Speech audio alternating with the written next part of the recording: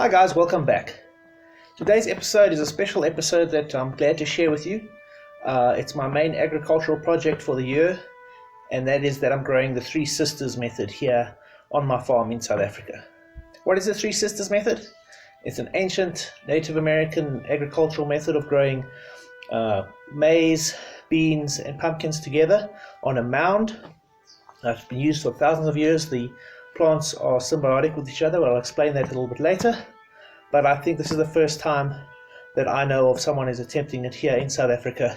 It's the first time I'm attempting it, and I'd love to share my journey with you so far.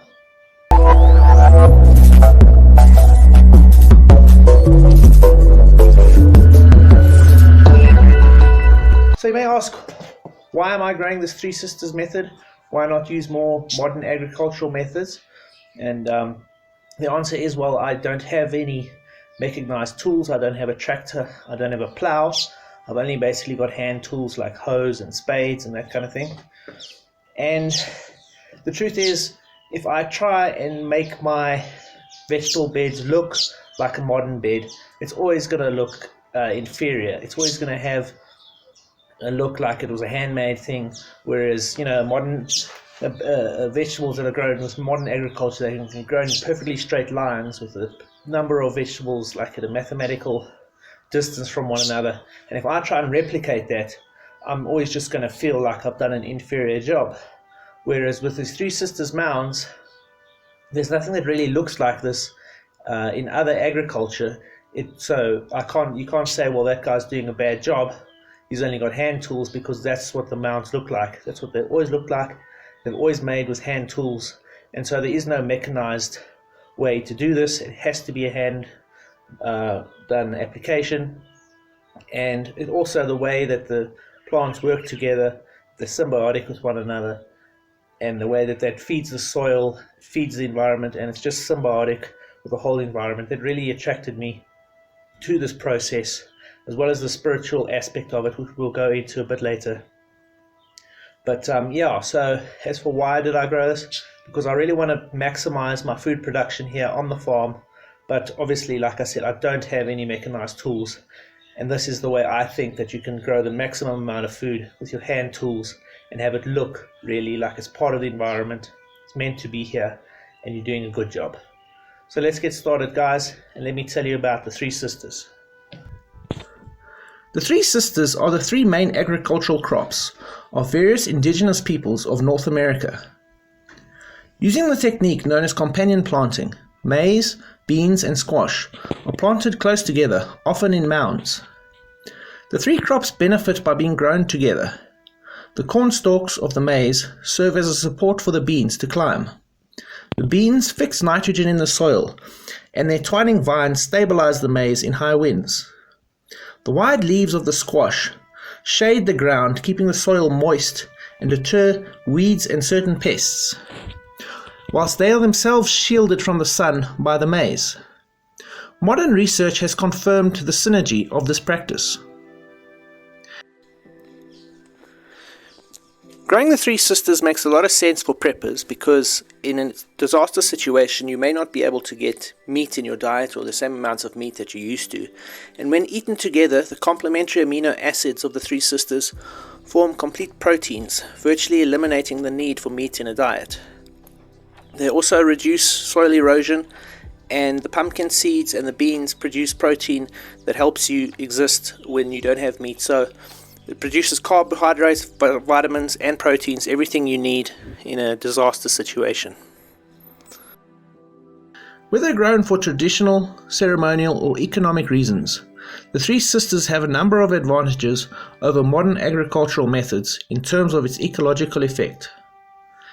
Maize is notorious for sucking nitrogen out of the soil, whereas beans supply replacement nitrogen back into the soil. Scientists have proven that more protein and energy are produced by crop rotating in this way than by intercropping the three crops in the same space using modern monocultural techniques. The Three Sisters are usually grown together on a mound of soil. The mound should be at least 5 feet apart to give the pumpkin and squash leaves space to spread out. Your mound should be at least 1 foot high and 3 feet wide, though they can get considerably bigger. I like the idea of mounds, and it was another thing that drew me towards this method.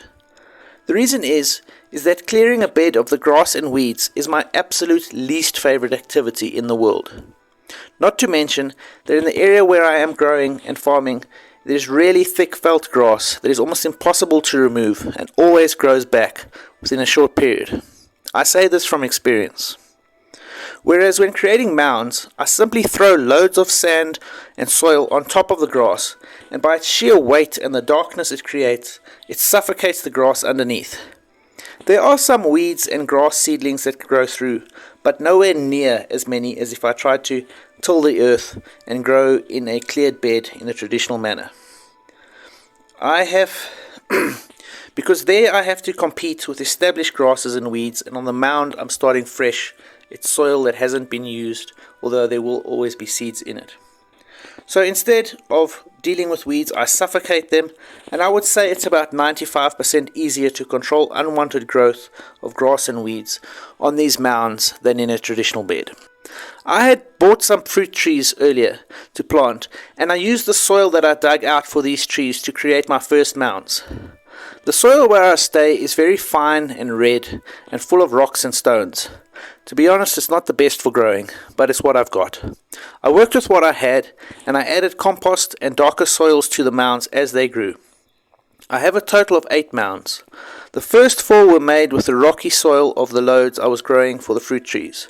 The remaining 4 were made with a darker soil that I dug out from underneath the trees, a much finer and looser soil without the rocks. After adding the necessary compost and fertilizers and that to the mounds, all organic, they were ready by about late July, and I was ready to plant my first maize seeds at the beginning of September, after the final cold fronts and frost had passed. Having completed my mounds and added a layer of compost, I was eagerly looking forward to planting my first seeds as soon as the winter was definitively over and the spring was here. After the last cold fronts had passed and a few days of fine weather, I felt the time was ready to get started on growing the Three Sisters. I soaked 1 packet of maize seeds in some water overnight and planted the seeds directly into my mounds the next day. I watered the mounds regularly and eagerly anticipated my first green shoots. Having bought 4 packets of maize seeds, I had plenty still unused and decided to plant these in seed trays in case my mounds did not germinate. It was the best decision I could have made, as maybe only 1 in 10 of the seeds I planted in the mounds actually broke the soil and germinated. The reason for this massive failure rate is, I believe, that I could not keep the soil moist enough in the mounds, even with the daily watering.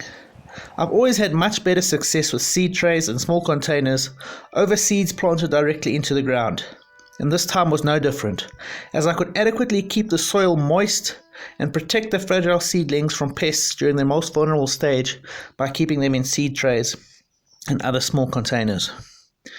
When the maize seedlings had grown about 3 inches tall, I transplanted them from the trays into the mounds. I got some butter beans, and knowing how tasty they are, I soaked them in water and germinated them in some wet paper towel in a Ziploc bag. After a few days, they had germinated and were ready to go.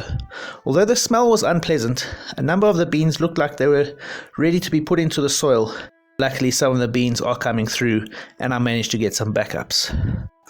What I found was that with the mounds, the tendency is for the mounds to have a rounded top when you make them. This is a mistake, as the water quickly runs off and your plants don't have a chance to absorb the water. So you need to flatten the tops of your mounds and build up a little wall of soil around them to keep the water in. Make it look a little bit like a volcano. In that way, the water can pool and it can absorb into the soil, and your plants will be able to absorb the water and it won't just run off. So that's an important key.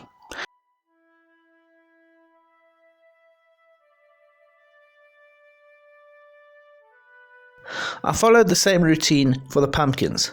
I planted the seeds in cups with some good compost. What I did not take into account is how appetizing these seeds are for mice. It took me a while to piece things together, why there were these little divots in my soil, and why my pumpkins were never coming up.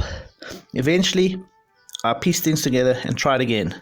I moved my growing container with my seedlings to an area where there aren't any mice, and now my pumpkins are finally growing in their rightful place, and I've managed to put them next to the beans in the mounds, and we're ready to go. Join me next time for part 2 of my Three Sisters journey, as I tackle weather, pest and nutrient issues, and showcase a number of delicious recipes that you can prepare using the Three Sisters. Please like and subscribe, and leave your comments below. Bye for now.